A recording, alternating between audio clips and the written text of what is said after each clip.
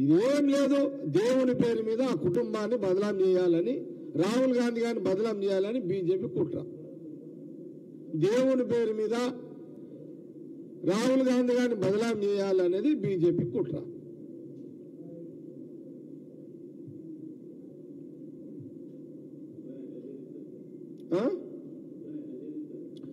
నేనేమంటున్నా అంటే ఇది కొంత డైవర్షన్ అయిపోతుంది. ఇది మీ ప్రశ్నలు బాగానే ఉన్నాయి అడగడానికి, కానీ ఇది ఎట్లుంటుంది అంటే దీని తోక దిక్కుంటుంది, మూతో దిక్కుంటుంది, రెక్కలో దిక్కుంటే దీని గురించి మాట్లాడితే కొంత ఎటో పోతుంది, ఎంత దీని సబ్జెక్ట్లో పోతుంది. ఎందుకంటే అల్టిమేట్ బీజేపీ కూడా ఈ భారత్ న్యాయయాత్ర డైవర్షన్ కావడానికే ఇలాంటి నిందలు వేస్తున్నారు అనే దాంట్లో మనం చాలా స్పష్టంగా చెప్తున్నాం కదా. కాబట్టి దయచేసి మనం దీంట్లో ఇది ఇంపార్టెంట్. మనము సరే అందరం దేవుళ్ళని మొక్కుతాము, ఏదో కొత్తగా బీజేపీ వాళ్ళు వచ్చి మనకు ట్రైనింగ్ ఇచ్చి దేవుళ్ళు మొక్కుమని చెప్పాల్సినంత అవసరం కూడా లేదు అనేది నేను చాలా స్పష్టంగా తెలియజేస్తున్నాను. పొద్దున్న లేవగానే అందరం దేవుళ్ళని మొక్కుతాం. కొత్తగా వచ్చి మొన్నటిదాకా ఏదో బతుకమ్మలు ఆడరు, బతుకమ్మలు అన్నాడు ఆమె కవిత, నేనే బతుకమ్మలు ఆడుతాన్నాడు, ఆమె సినిమా చూపెట్టింది. ఇప్పుడు కొత్త సినిమా ప్రధానమంత్రి చూపెడుతున్నాడు, అంతే ఏముందాడు. తెలంగాణ బతుకమ్మల ఆట ఎట్లయితే అసలు బతుకమ్మలు లేనేలేవు, బతుకమ్మలు అనే ఆమె కొత్త కథ నడిపించింది.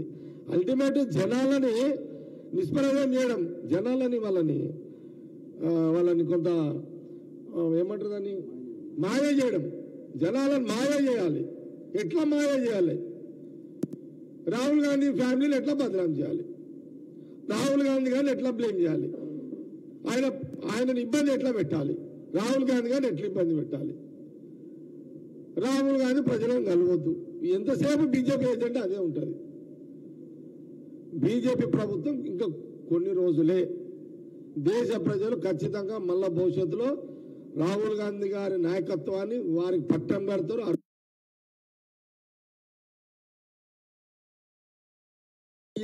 అధికారం అని అనుకోవడం వల్ల మూర్ఖత్వం. తప్పకుండా ప్రజలు తప్పకుండా మళ్ళా రాహుల్ గాంధీ గారికి అధికారం ఇస్తారు. మంచి రోజులు వస్తాయి, మంచి పరిపాలన అందుతుంది. దీంట్లో ఎలాంటి అనుమానం లేదు.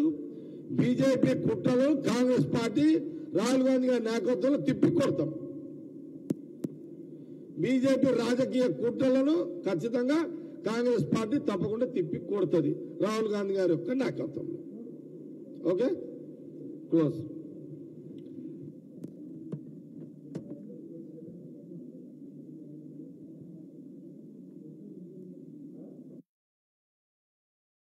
నెహ్రూ గారి నుంచి మొదలుకుంటే ఈ యొక్క కుట్ర జరుగుతుంది. ఆర్ఎస్ఎస్ ఈ కుట్ర అప్పటి నుంచే చేస్తుంది కదా. ఇప్పుడు మహాత్మా గాంధీని చంపింది ఒక ఆర్ఎస్ఎస్ కార్యకర్తనే కదా. అల్లకెంచి పుట్టుకొచ్చిందే బీజేపీ, అల్లకెంచే పుట్టింది. ఆర్ఎస్ఎస్ లో కానీ పుట్టిందే బీజేపీ. భారత్ న్యాయయాత్ర రాహుల్ గాంధీ గారు దేశ ప్రజలందరినీ సంఘటితం చేసే యొక్క కార్యాచరణ, ప్రజలకు అందుబాటులో లేని బీజేపీ ప్రభుత్వము కేంద్రంలో ఉన్నది. ప్రజలకు అందుబాటులో లేని బీజేపీ ప్రభుత్వం ఢిల్లీలో ఉన్నది. న్యాయ పరిపాలన దేశంలో బీజేపీ పరిపాలన అందిస్తలేదు. న్యాయ పరిపాలనలో బీజేపీ పరిపాలిస్తలేదు. కాబట్టి ఈరోజు రాహుల్ గాంధీ గారు మొదటి విడతలో భారత్ జోడో యాత్ర, రెండో విడతలో భారత్ న్యాయ యాత్ర,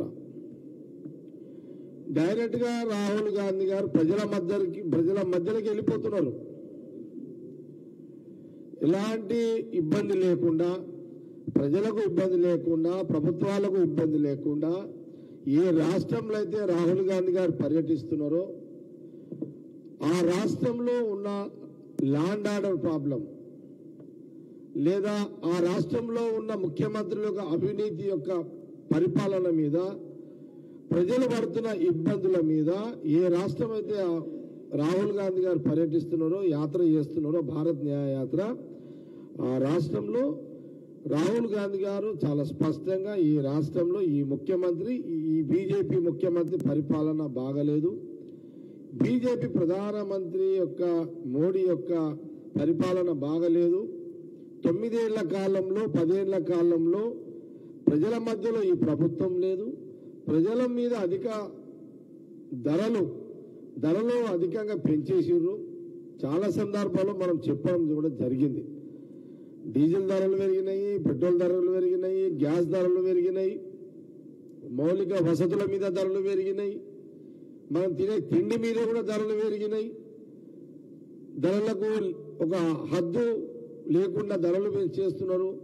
ప్రధానమంత్రి అలాంటి ఒక మంచి ప్రజలకు అందుబాటులో ఉండే పరిపాలన అందిస్తలేడు అనే ఒక ఉద్దేశంతోనే రాహుల్ గాంధీ గారు ప్రజల మధ్యలో పర్యటన చేస్తున్నారు, ప్రజల మధ్యలో ఉంటున్నారు, ప్రజలను డైరెక్ట్గా కలుస్తున్నాడు. ఏ రాష్ట్రంలో పోయినా, ఆ రాష్ట్రంలో ఏ జిల్లాలో పోయినా అందులో కులాలు, అన్ని కులాలు, అన్ని మతాలకు సంబంధించిన ప్రజలందరూ కూడా కలుస్తున్నాడు. చిన్నపిల్లలను, మహిళలను, వృద్ధులను అందరూ కూడా కలుస్తున్నాడు. దాని ఉద్దేశం ఏంది? మనమందరము సంఘటితంగా ఉండాలి, ఐక్యంగా ఉండాలి. మనము వాళ్ళకున్న ఇబ్బందులు తెలుసుకుంటున్నారు. పోయి రాహుల్ గాంధీ గారు ఏం చేస్తున్నారంటే, వారు రాహుల్ గాంధీ గారి దృష్టిలో లేని ప్రజా సమస్యలు తెలుసుకునే ప్రయత్నంలోనే ఈ జోడో యాత్ర, ఈ ప్రజా న్యాయయాత్ర, ఇవన్నీ ఏంది? అన్ని తెలుసుకోవడానికి రాహుల్ గాంధీ గారు ప్రజల మధ్యలోకి వెళ్తున్నారు. ఇప్పుడు మణిపూర్ ఉంది, మణిపూర్ ల్యాండ్ ఆర్డర్ ప్రాబ్లం కొన్ని నెలలకి మధ్యలో మనం చూస్తున్నాం. దాడులు, అక్కడ పోలీస్ ఫైటింగ్లు జరుగుతున్నాయి. అక్కడ ప్రభుత్వం, కేంద్ర ప్రభుత్వం, బీజేపీ ప్రభుత్వం పట్టించుకుంటలేదు. ఇట్లా అనేక రాష్ట్రాల్లో ఇబ్బందులు పడుతున్నారు ప్రజలు. ఇలాంటి ఇష్యూస్ మీద కూడా రాహుల్ గాంధీ గారు ఫోకస్ పెట్టారు. ఏ రాష్ట్రంలో అయినా, ఏ జిల్లాలో అయినా ప్రజలు రాత్రికి ప్రశాంతంగా నిద్రపోవాలని ప్రజలు కోరుకుంటారు. అలాంటి పరిపాలన ఉన్న ప్రభుత్వాలు ఏ పార్టీ అయినా రావాలని ప్రజలు కోరుకుంటారు. కానీ నిన్న మొన్న జరిగిన సంఘటన అస్సాంలో, ఇప్పుడు రాహుల్ గాంధీ గారు ఒక పద్ధతి ప్రకారం ప్రజలను కలుసుకుంటూ ఆ రాష్ట్రంలో ప్రజల మధ్యలో నుంచి పాదయాత్ర చేస్తున్నాడు. కానీ ఇక్కడ సమస్య ఏంటంటే, అస్సాం ముఖ్యమంత్రి ఎవరైతే హేమంత్ బిశ్వ శర్మ అయితే ఆ రాష్ట్రం ఇప్పుడు బీజేపీ ముఖ్యమంత్రి. ఈ బీజేపీ ముఖ్యమంత్రి రాహుల్ గాంధీ గారు ఎలాంటి ల్యాండ్ ఆర్డర్ ప్రాబ్లం లేకుండా, ప్రజలకు ఇబ్బంది లేకుండా వారు పాదయాత్ర చేసుకుంటూ ప్రజల మధ్యలో కలుసుకుంటూ పోతూ ఉంటే, డైరెక్ట్గా ఆ బీజేపీ ముఖ్యమంత్రి రాహుల్ గాంధీ గారి ప్రోగ్రాం జరగకుండా అతనే పోలీసులతో అడ్డు తగులుతున్నాడు. సమస్య పైన